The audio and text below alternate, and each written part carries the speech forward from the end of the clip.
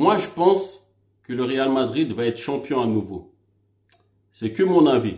Bonsoir à toi et bienvenue sur Atsuito.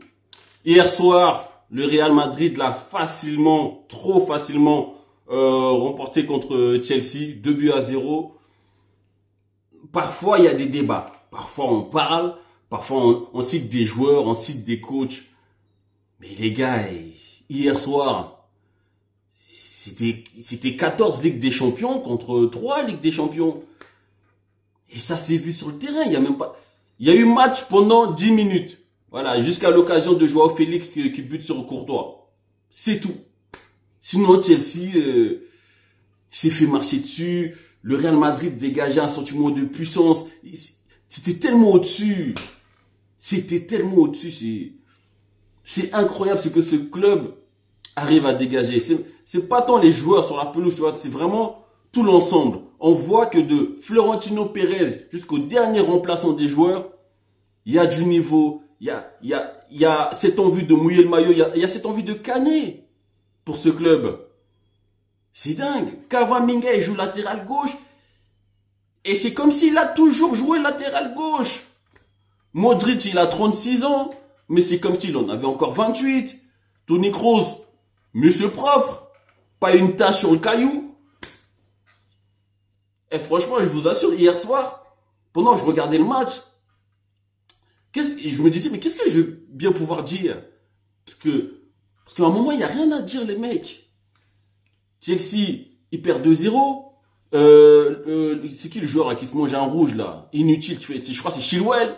Ouais, frère, laisse-le finir son action. Au pire, vous pouvez revenir à 2-1. Mais là, tu prends un rouge qui sert à rien. On est à la 51e minute. Ton rouge, il est inutile. Il n'est pas pratique pour ton club. En plus, il y a eu un changement de coach entre-temps. Tu fous ton coach Franck Lampard dans la merde. Parce que lui aussi, il a fait n'importe quoi. Il fait rentrer Cucurella. Ensuite, il fait rentrer un autre défenseur pour repasser à 3 derrière alors que vous êtes déjà à 10 contre 11. Gars, si tu voulais te faire éliminer dès la phase, dès le premier match, fallait le dire. Heureusement que le Real Madrid, on va dire, contrôle la situation, on va dire, contrôle son match. Tu sais, ils forcent même pas le talon, tu vois, parce que s'ils auront vraiment forcé pendant les 40 dernières minutes, là, ça aurait pu se terminer à 4-0, tu vois. Mais vous avez encore de l'espoir. C'est le football, il peut se passer n'importe quoi. Mais maintenant, au match retour, franchement, faut arrêter de vous bourrer d'illusions. S'il y a bien un club qu'on ne retourne pas, bah c'est le Real Madrid. Donc si vous avez dans la tête qu'au match retour, vous allez peut-être gagner 3-0, ou même faire 2-2, et finir à, je sais pas, en prolongation, non mais c'est mort. C'est mort ce club, on ne le retourne pas. Et parlons de Karim Benzema, qui a clairement sacrifié sa saison dernière pour le Ballon d'Or, hein. Il a tout donné pour ce Ballon d'Or là et aussi pour la Coupe du Monde. Malheureusement, il n'a pas pu y participer.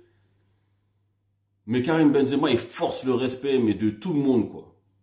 Autant ceux qui sont au-dessus, là, Messi, Ronaldo, il n'y a plus de débat, on parle plus. Mais Karim Benzema, là, en vrai, s'il gagne la Ligue des Champions, là, il est encore favori pour le Ballon d'Or. Bon, je sais que la mafia FIFA, ils vont essayer de tout faire, hein, pour donner le titre à Messi à nouveau.